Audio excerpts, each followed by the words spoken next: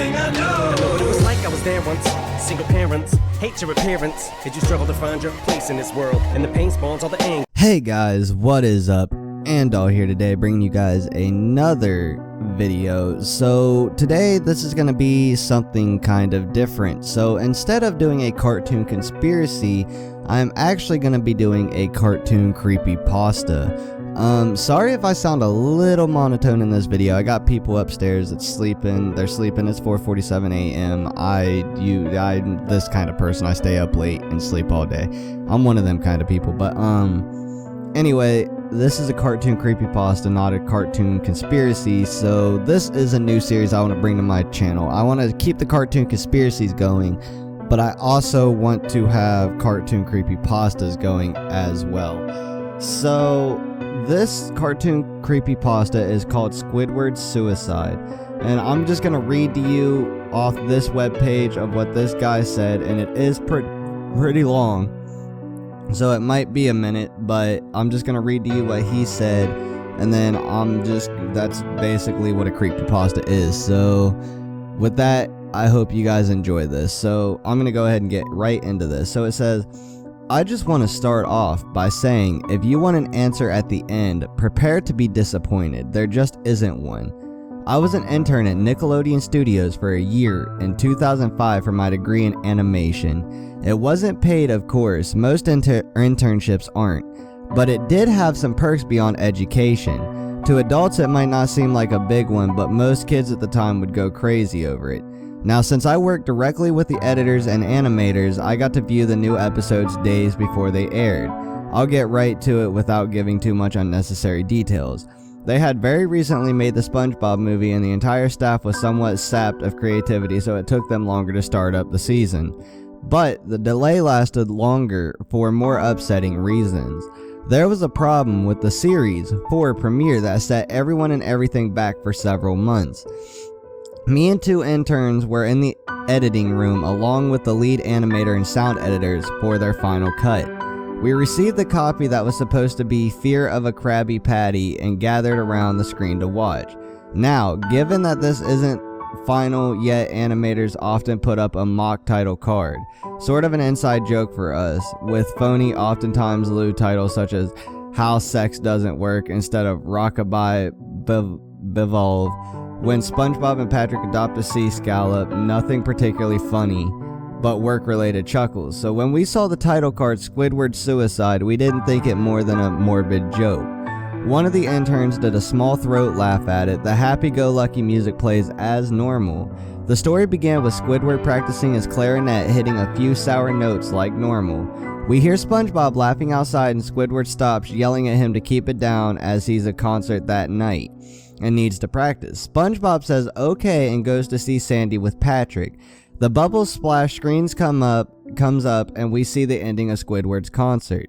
This is when things began to seem off. While playing, a few frames repeat themselves, but the sound doesn't at this point. Sound is synced up with animation, so yes, that's not common. But when he stops playing, the sound finishes as if the skip never happened. There is slight murmuring in the crowd before they begin to boo him. Not normal cartoon booing that is common in the show, but you could very clearly hear malice in it. Squidward's in full frame and looks visibly afraid. The shot goes to the crowd with SpongeBob in center frame, and he too is booing, very much unlike him. That isn't the oddest thing though. What is odd is everyone had hyper-realistic eyes.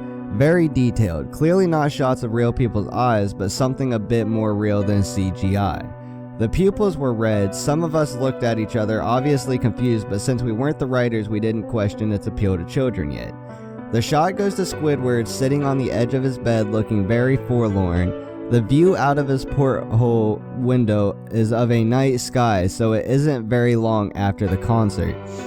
The unsettling part is at the point there is no sound. Literally no sound, not even the feedback from the speakers in the room. It's as if the speakers were turned off, though their status showed them working perfectly. He just sat there blinking in the silence for about 30 seconds. Then he started to sob softly. He put his hands, which is his tentacles, over his eyes and cried quietly for a full minute more.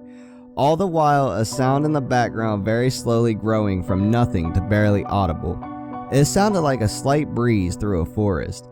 The screen slowly begins to zoom in on his face.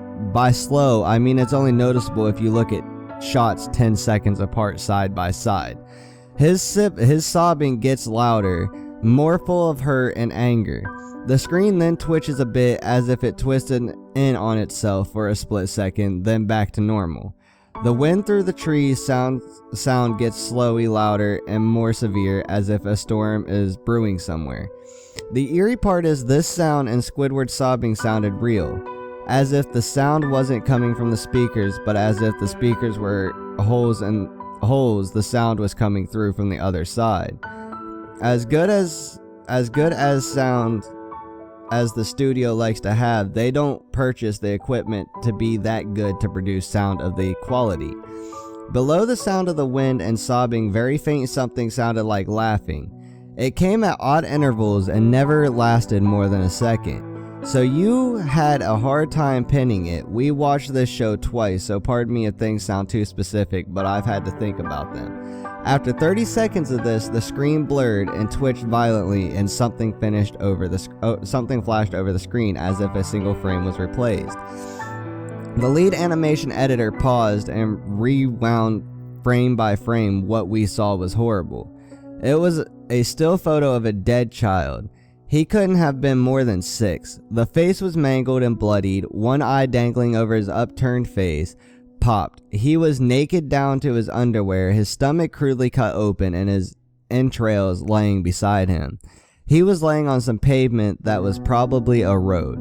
The most upsetting part was that there was a shadow of the photographer. There was no crime tape, no evidence, tags, or markers. And the angle was completely off for a shot designed to be evidence. It would seem the photographer was the person responsible for the child's death. We were of course mortified, but pressed on, hoping that it was just a sick joke.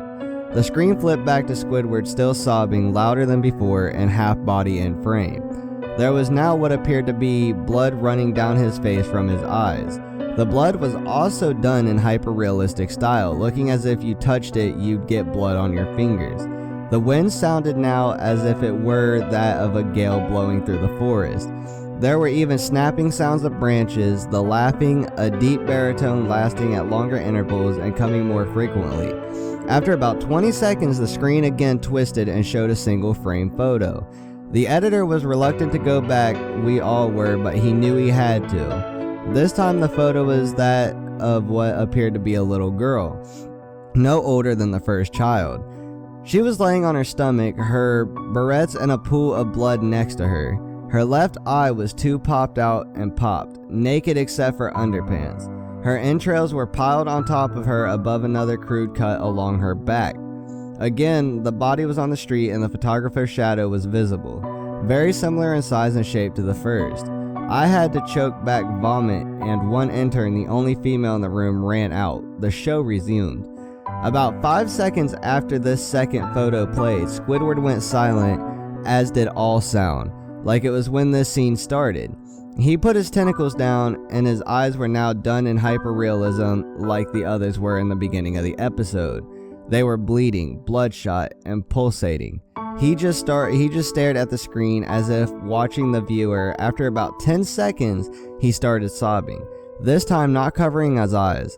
The sound was piercing and loud, and most fear-inducing of all is his sobbing was mixed with screams. Tears and blood were dripping down his face at a heavy rate.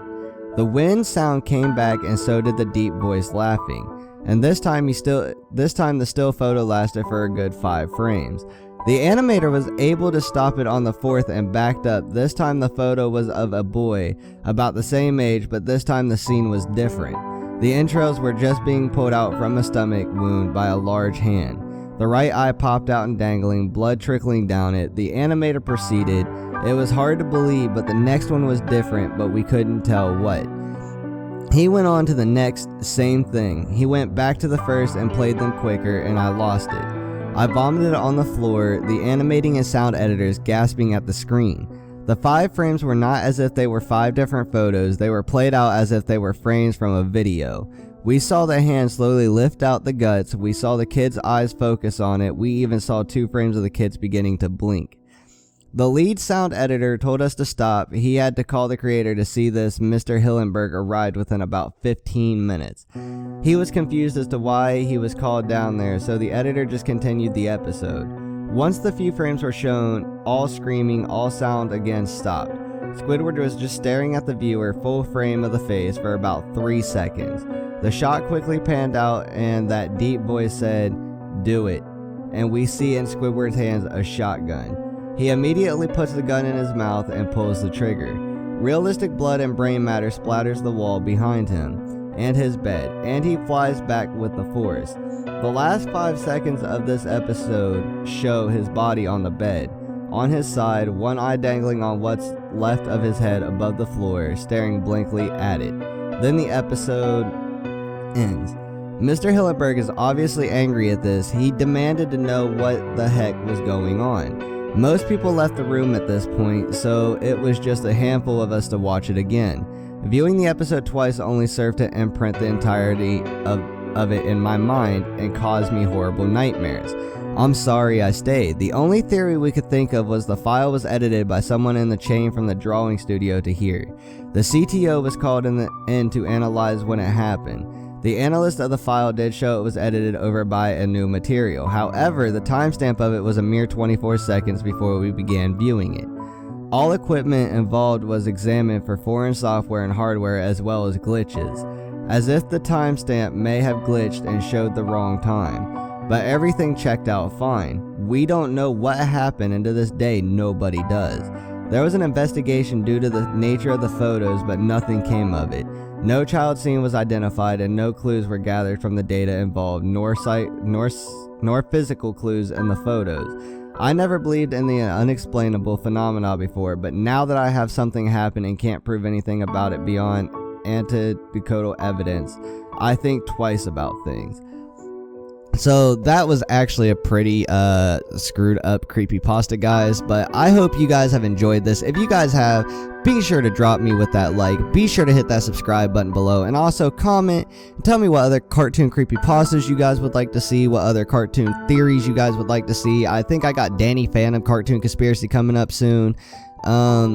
Yeah, so with that, I hope you guys have enjoyed this video, and this has been Andaull, and I will see you guys in the next video. Later.